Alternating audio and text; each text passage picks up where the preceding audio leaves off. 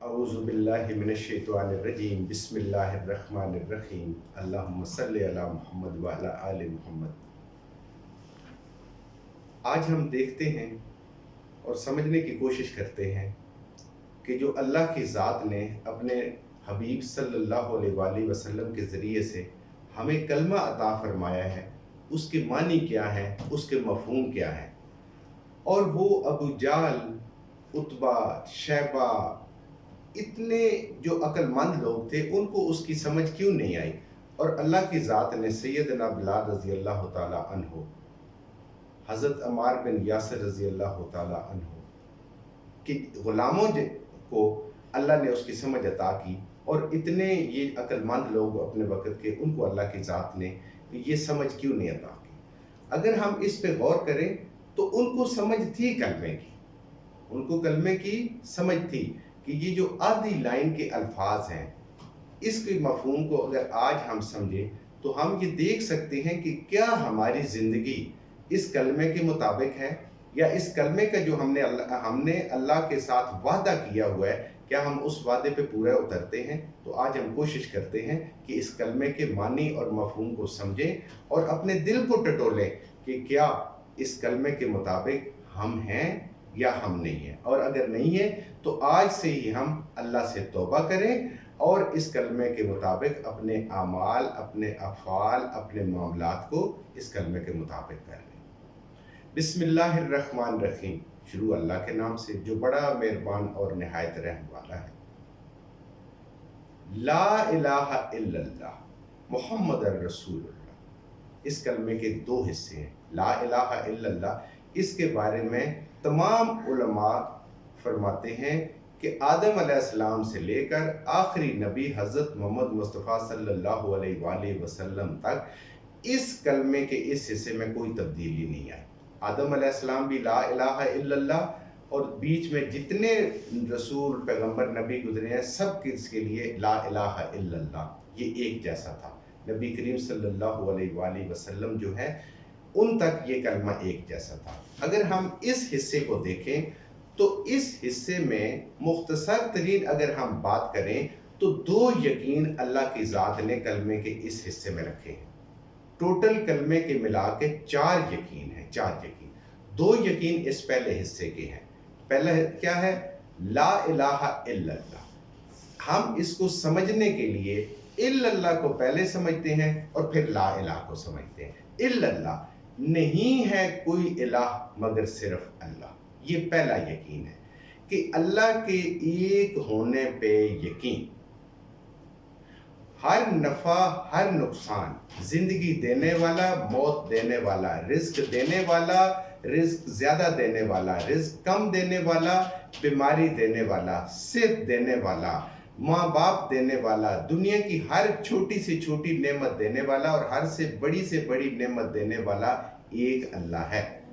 इलाह उसको कहते हैं कि जिसको इंसान अपनी ज़ात से मुकद्दम जानता है और उसकी हर बात को मानना अपने लिए बाइसे इज़्ज़त और बाइसे इफ्तिखार समझता है।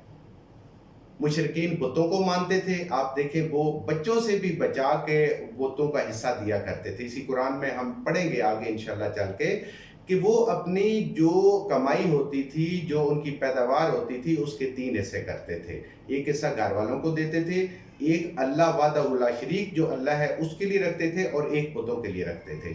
और अगर कभी पैदावार में कम होते तो घर की ज़रूरत तो पूरी करते थे, उन बुतों से डरते थे और उनकी पूरी करते थे, और वो जो अल्लाह जो हकीकत में रब है उसका हिस्सा कम कर दिया करते थे। ये हम इस कुरान में इंशाल्लाह पढ़ेंगे। तो ये वो चीज़ है कि कलमा जो है इसका एक यकीन ये है कि सब कुछ एक अल्लाह से होने का यकीन, मुख्तसर तरीन अल्फाज में। अब कलमे के पहला हिस्से की तरफ आ जाए, ला इलाह, और गैर अल्लाह से कुछ न होने का यकीन, ये इस कलमे का दूसरा यकीन है कि अल्लाह का गैर। अल्लाह का गैर कौन है? अल्लाह की ज़ात एक अकेली ज़ात, वाहदहुल्ला शरीक ज़ात।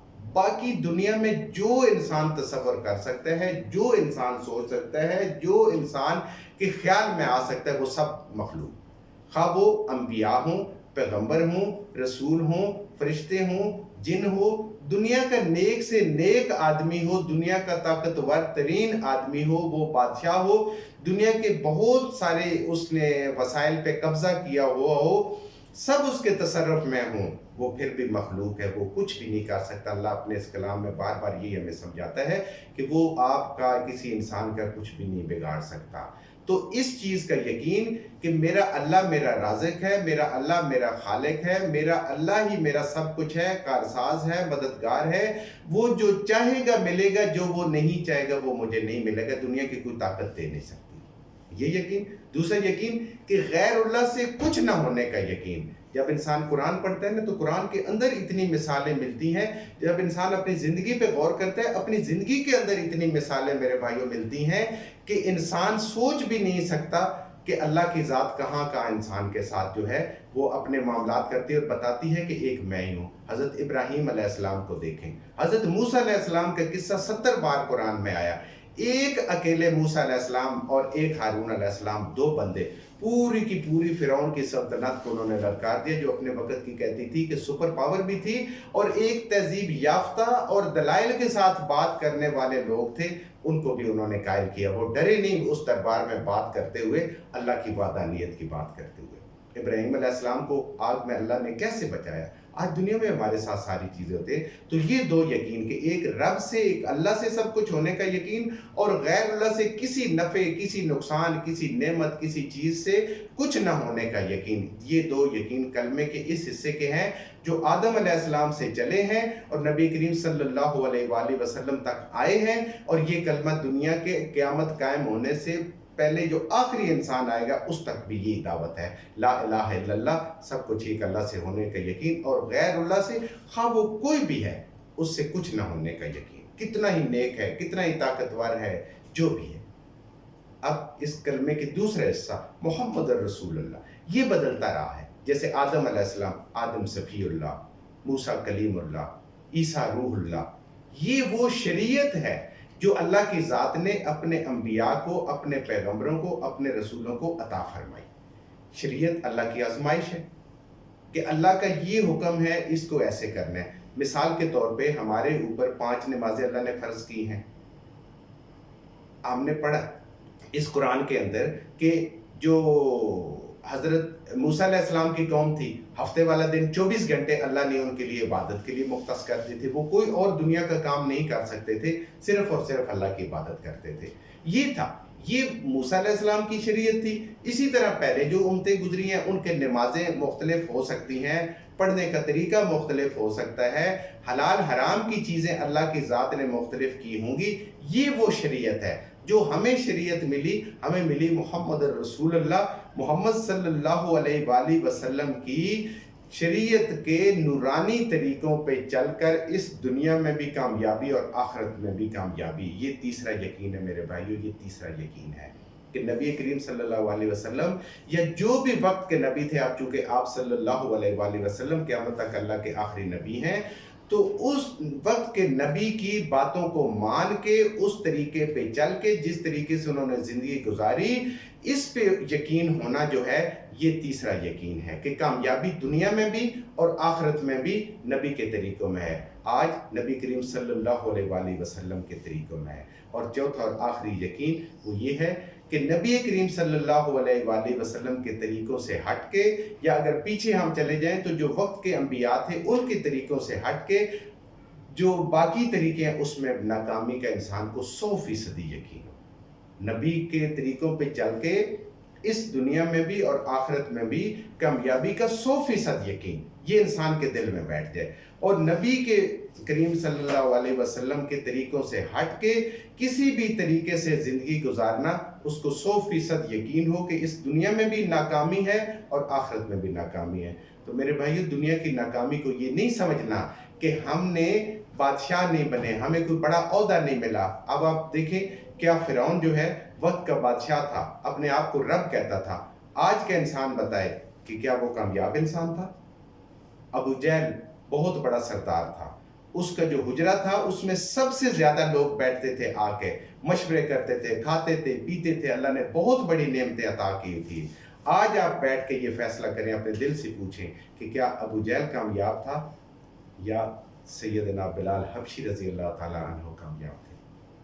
یہ آپ اپنے دل سے پوچھیں اور فیصلہ کریں۔ کیوں؟ ابو جہل نبی کریم صلی اللہ علیہ وآلہ وسلم کا نافرمان، آپ کا انکاری، اور سیدنا بلال حبشی رضی اللہ تعالیٰ عنہ جو ہے وہ آپ کے ماننے والے، آپ کے غلام۔ اور قیامت والے دن بھی بالکل ایسے ہی ہوگا کہ ابو جہل ناکام ہوگا، اور یہ محمد رسول اللہ صلی اللہ علیہ وآلہ وسلم کے جو اس وقت غلام تھے، جو آج بھی غلام ہیں اور جو قیامت تک غلام رہیں گے۔ غلام ہوتا ہے کسی کے پیچھے فالو کرنا، اس کے حکموں کو ماننا۔ تو جو بھی نبی کریم صلی اللہ علیہ وسلم کے حکموں کو مانے گا، اللہ اس کو اس دنیا میں بھی عزت دے گا۔ عزت نہیں ہے، پھر میں یہ آپ کو بار بار سمجھاتا ہوں کہ عزت کیا ہے۔ اللہ کی ذات اس قرآن میں بتاتی ہے، عزت وہ ہے کہ جو اللہ جس کی عزت عطا کرے۔ بادشاہت سے عزت نہیں ہے، عہدوں سے عزت نہیں ہے، دولت سے عزت نہیں ہے، بلکہ دولت تو اتنی خطرناک چیز ہے۔ اللہ اپنے اس کلام میں فرماتے ہیں کہ جو میری نافرمانی کرتا ہے، میں اس کے لیے اللہ اپنی نعمتوں کے دروازے کھول دیتا ہوں۔ تو اس لیے دولت کامیابی نہیں ہے۔ کامیابی وہ ہے کہ نبی کریم صلی اللہ علیہ وسلم کی سنت نہ چھوٹے، نبی کریم صلی اللہ علیہ وسلم کے حکموں کی خلاف ورزی نہ ہو۔ عام سی بات ہے، اذان ہوتی ہے تو اگر انسان اپنے سارے معاملات، تجارت، کام، سہولتیں، ساری چیزیں جو ہے وہ ان کو چھوڑ کے اور وہ نماز کی تیاری میں لگ جاتا ہے، اس کا مطلب یہ ہوا کہ اس نے اللہ کی بھی مانی اور وہ غیر اللہ سے بھی کٹا، نبی کریم صلی اللہ علیہ وسلم کی بھی مانی اور آپ صلی اللہ علیہ وسلم کے طریقے سے نماز کی تیاری کرنا شروع کر دیا۔ اسی طرح روزے آئے، اس نے رمضان کی تیاری کی۔ اسی طرح اس کو اللہ نے اگر صاحب استطاعت کیا تو اس کے ذہن میں آنا شروع ہو گیا کہ اب میں نے حج کے لیے جانا ہے، اور پہلی فرصت میں وہ حج کے لیے جاتا ہے۔ اس کو باقی بھی جو شاعر اللہ ہوتے ہیں، جو نبی کریم صلی اللہ علیہ وسلم کی ہوتے ہیں، وہ اس چیز کا انتظار نہیں کیتا کہ ابھی بڑی زندگی پڑی ہوئی ہے، آرام سے کر لوں گا، ابھی بوڑھا ہوں گا تو یہ کر لوں گا۔ کیا پتہ، اس زندگی کا تو پتہ نہیں ہے کہ یہ کب موت آ جائے، جوانی میں آ جائے، لڑکپن میں آ جائے، بڑھاپے میں آ جائے، یا انسان ارذل العمر ہو جائے، یہ میرا رب جانتا ہے۔ تو یہ کلمے کے چار یقین، کہ ایک اللہ سے سب کچھ ہونے کا یقین، غیر اللہ سے کچھ نہ ہونے کا یقین، نبی کریم صلی اللہ علیہ وآلہ وسلم کے مبارک طریقوں پہ چل کے دنیا اور آخرت میں کامیابی، اور آپ کے طریقوں سے ہٹ کے ہر طریقے میں ناکامی، یہ کلمے کے چار یقین ہیں۔ ان چاروں یقین کے ساتھ جب ہم اپنے اس قرآن کی انشاءاللہ جو ہم پڑھ رہے ہیں، کوشش کر رہے ہیں سمجھنے کی، اس کی حکمت اور اس کی معنی، انشاءاللہ جب ہم اس کو سمجھنے کی کوشش کریں گے تو ہمارے لیے سمجھنا بھی آسان ہو جائے گا۔ اللہ رب العزت ہمارے دلوں میں یہ چاروں یقین پیدا فرما دے، اور اس درجے کے پیدا فرما دے کہ جس سے ہمارا رب بھی راضی ہو جائے اور ہم نبی کریم صلی اللہ علیہ وآلہ وسلم کے صحیح غلام بھی بن جائے۔ وآخر الدعوٰ ان الحمد للہ رب العالمین۔